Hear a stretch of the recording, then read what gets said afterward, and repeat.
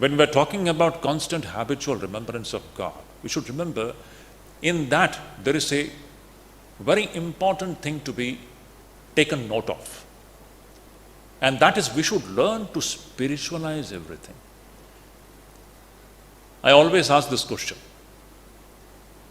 We can have one vision or one kind of an understanding in which we think that this is world and there is a second entity called Ishvara or God. This is one vision or one kind of an understanding with which we can live. Usually this is the idea with which we are habituated to conduct our day-to-day life. We have taken it for granted that this is something called world.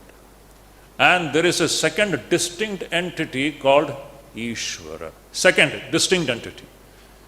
Now, in this situation, if you have to constantly remember God, there is a tremendous tug of war. Because it is a tug of war between two things. If in your awareness, two things exist, and you have a sense of realism about both of them, for you, world is also really existing, and there is a second entity called Ishvara, which is also existing. Now your mind keeps on jumping from one extreme to the other extreme. This is one way of struggling to remember God. In the initial stages, this is what happens.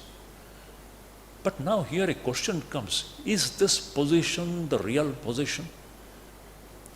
Are there two things, one called Jagat and the second called Ishvara? This is something which we have to seriously think about. If you just remember what we studied in the 7th chapter, what did we study? That Krishna speaks about the two prakritis, the para prakriti and the apara prakriti. And whose prakriti these are? These are Ishvara's own two prakritis. Apara prakriti refers to matter. Para prakriti refers to consciousness. And these two prakritis, matter and consciousness, they belong to whom? They belong to Ishvara. And whatever we are seeing here, Krishna so beautifully concluded saying that this is all nothing but Ishvara in so many forms. Shankaracharya beautifully comments there saying that Prakriti dvayadvarena aham sarvagya Ishvaraha jagata karanam.